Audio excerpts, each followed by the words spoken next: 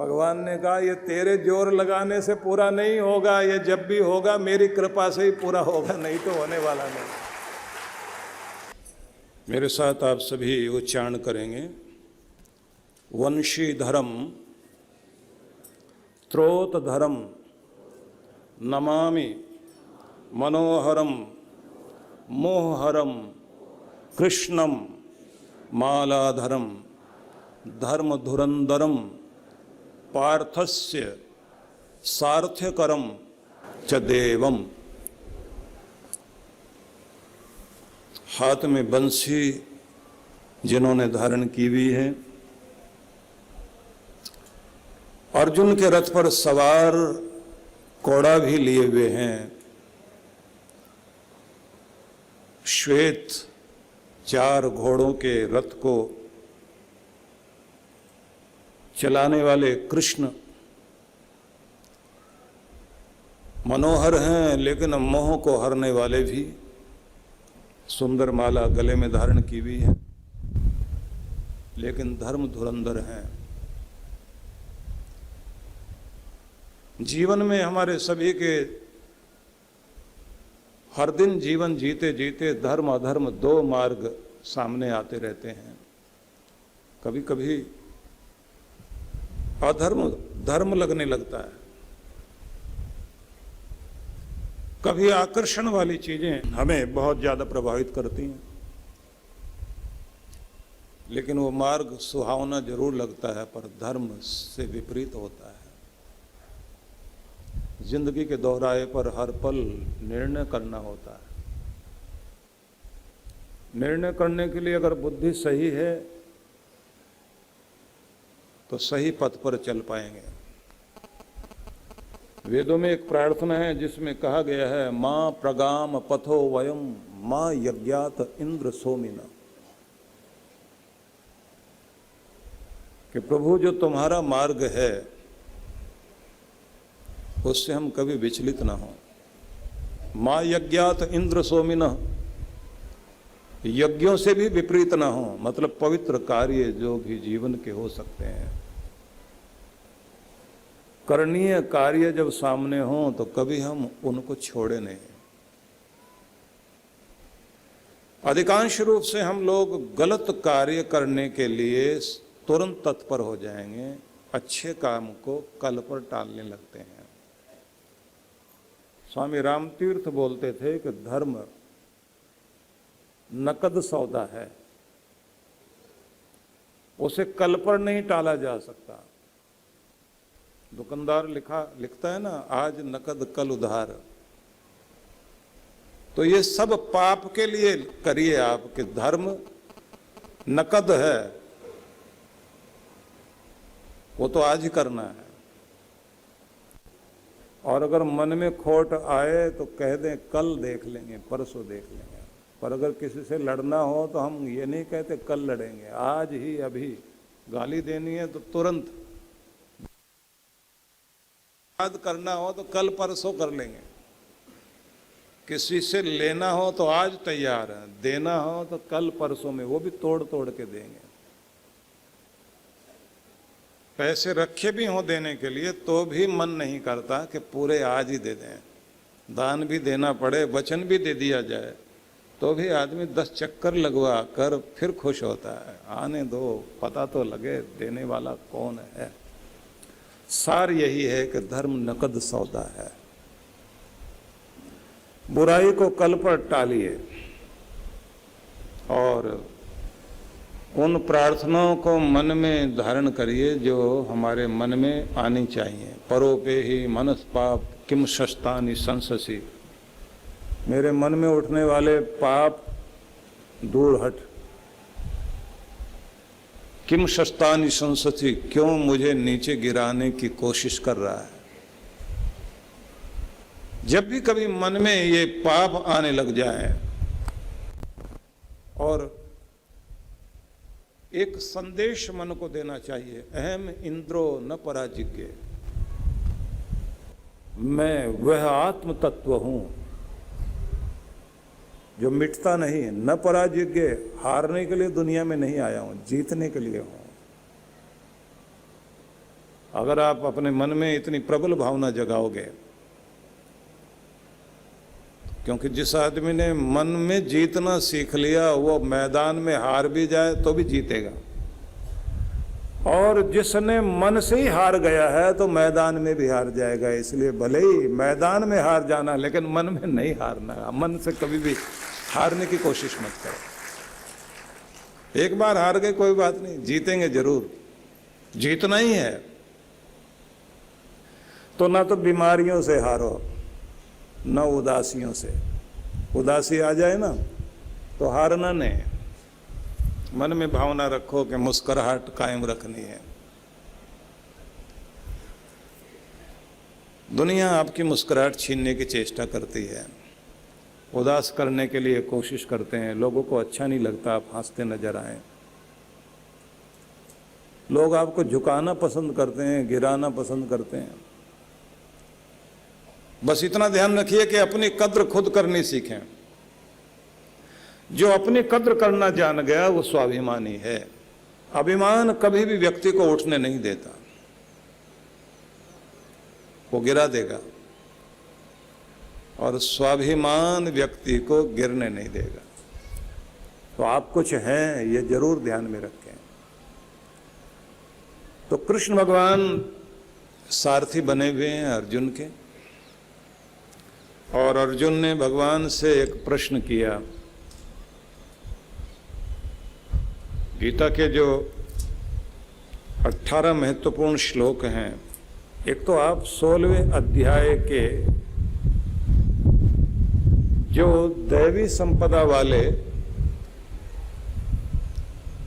भगवान ने जो महान गुण कहे हैं उन पर भी चिंतन कर लिया करें कि हम दिव्य संपदा लेकर धरती पर आए हैं। अपनी उस संपदा को हमें खोना नहीं चाहिए। हम निर्भयता लेकर आए दुनिया में, सात्विकता लेकर आए हैं। मुस्कुराहट हमें स्वाभाविक रूप से दी गई है।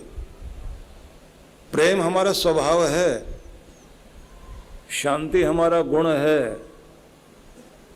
इन्हें हमें अपने अंदर जिंदा रखना चाहिए। मतलब वो चीजें जो आपके स्वभाव में दी गई, उनकी एक विशेषता आपको ये दिखाई देगी कि उसमें अगर आपको रखा जाए तो आप ऊबते नहीं कभी भी। डर से ऊब जाओगे, दुखी हो जाओगे, निडरता से नहीं। अशांति से ऊब जाओगे, शांति से नहीं। घृणा से ऊब जाओगे, प्रेम से कभी नहीं ऊबा जा सकता। स्वाभाविक जो गुण है, जो आपकी निजता है, जो आपका निज रूप है, उसमें स्थिर हो जाना अगर आपको आ गया तो यही दैवी संपदा है। उस दैवी संपदा में अगर हम स्थिर होना सीख गए तो हमें जीना आ गया। और अगर हम उससे बाहर जा रहे हैं, गुस्सा है, निराशा है, डर है, हर समय बेचैनी है, तनाव में जी रहे हैं, तो इसका मतलब जीवन में रस नहीं है। तो ये संपदा कमानी चाहिए और संभालनी चाहिए और सुरक्षित रखनी चाहिए। इसलिए ध्यान में हमेशा मैं ये प्रार्थना कराया करता हूं कि बोलो अपने प्रभु से कि मुझे मेरे भीतर की शीतलता को सुरक्षित रखना सिखाओ मेरे प्रभु। मेरा प्रेम सुरक्षित रहे, मैं अपनी निर्भयता को बरकरार रखूं। उस समय भी जब लोग डराने में तुले हुए हों तब भी मैं निर्भय रहूं। गुस्सा दिलाने वाले जब चारों तरफ वातावरण रच रहे हों तो भी मैं शांत रहूं। दूसरे जब कर्तव्य छोड़कर भाग रहे हों तब भी मैं कर्तव्य पर डटा रहूं। गैर जिम्मेदार लोगों के बीच में भी मैं अपना उत्तरदायित्व निभाता चलूं, क्योंकि मैं तेरा हूं, तेरे पथ पे चल रहा हूं। और जो तेरा शरणागत, तेरा बच्चा है, वो इन दिव्य गुणों से युक्त तो रहेगा ही। यही है मनुष्य की सबसे ऊंचाई। और ये सिर्फ सुनने के लिए नहीं है, ये प्रयोग करने के लिए है। आप अपने जीवन को एक प्रयोगशाला मानिए और उस पर प्रयोग करने होते हैं। जैसे कोई साइंटिस्ट अपनी लैब में प्रयोग करता है ना,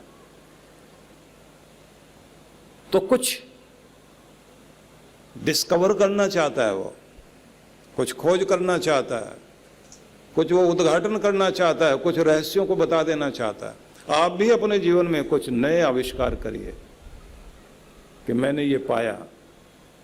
मैं देखता हूं उन लोगों को जो जिम्मेदार थे, जो शांत थे, प्रेम वाले थे, जिंदगी को इस तरह जी गए, आज भी प्रकाश स्तंभ बने हुए हैं। जिस व्यक्ति ने टेटनस का टीका खोजा, जिस व्यक्ति ने प्लेग को जीतने के लिए सबसे पहले इस पर काम किया, खुद को प्लेग हो गया लेकिन टीका खोज कर मर गया और दुनिया से प्लेग खत्म हो गई। नहीं तो हजारों हजारों लोग मरते थे। फिलाडेल्फिया में जिस व्यक्ति ने पहली बार एक प्रयोग किया था सड़क के ऊपर लैंप लगाने का, उसके घर के सामने कीचड़ था। होता है कोई लोग अपने घर का पानी सड़क पर छोड़ देते हैं, रोड पर छोड़ देते हैं, और अगर उनको समझाने जाओ तो झगड़ा करने को तैयार रहते हैं। तो इस व्यक्ति ने देखा कि लोग गिर न जाएं, चोट न खा जाएं, तो अपने घर में रोशनी रखने के लिए सांझ होते ही दिया सब कोई जलाते थे। इसने घर में बाहर बाउंड्री के ऊपर एक ऊंचा लैंप का स्थान बनाया और उस पर लैंप रख दिया। अब उस लैंप को देखकर मजाक करने वाले गांव में बहुत लोग इकट्ठे हो गए, तो वो भी हंसता था लोगों के साथ। लोग कहते थे लोग अपने घर में चांदना करने के लिए लैंप लगाते हैं, इस पागल को देखो, जहां जरूरत नहीं है वहां रोशनी कर रहा है। तो वो भी हंसता था साथ में खड़ा होकर। बाद में कहता था भाई कोई फिसल कर गिर ना जाए, अंधेरे में ठोकर ना खा जाए, इसलिए मैंने कुछ अपने घर के हिस्से में रखी रोशनी कुछ इंसानियत के नाम पर सौंप दी, इसलिए लैंप लगा दिया। और परिणाम देखिए, मजाक उड़ाने वाले लोगों ने पूरे गांव में खबर वायरल कर दी, पागल आदमी है, लैंप लगाए हुए ऐसे। और जब बाद में उसका रीजन पता लगा कि इसलिए लगाया इसने, लोगों ने कहा मजाक उड़ाने लायक नहीं, आदर देने लायक आदमी है। और फिर लोगों ने कहा अपने अपने घर में हम भी लगाएं, बाहर की तरफ लैंप लगा दें। 200 साल पहले ये घटना घटी और फिर सड़कों पर, रोड पर लैंप लगने शुरू हुए और फिर कॉरपोरेशन की जिम्मेदारी आ गई। किसी भी एक व्यक्ति के अंदर परमात्मा उतरता है, वो मंदिर में ही उतरे ऐसा नहीं है, कहीं भी गुण जाग सकता है। वो चीज अपने हित के साथ साथ दूसरे के हित के लिए जब कुछ किया जाता है, बस यहां आपके अंदर परमात्मा झांकने लगता है, आपकी आंखों से झांकता है, आपके व्यवहार से झांकता है। इसलिए एक प्रार्थना हम लोग ध्यान में और कराया करते हैं कि प्रभु तुम मेरे अंदर बसो, जागो, अपनी ज्योत को जगाकर मुझे ऐसा कर दो कि मेरा तुम्हारा रहस्यमय रिश्ता ऐसा बन जाए कि मेरे संपर्क में आने वाले लोग मेरे द्वारा तुम्हें पहचानने लग जाएं कि ये भगवान का बंदा है, इसका व्यवहार इंसान वाला नहीं, भगवान वाला है। इसका लेन देन भगवान वाला है, इसका बोलना भी भगवान वाला है। इसके अंदर भगवत्ता है। मुझे इस कदर तो अपने रंग में रंग, कि मेरा रंग नहीं तेरा रंग ही दिखाई दे, तो ही महसूस हो।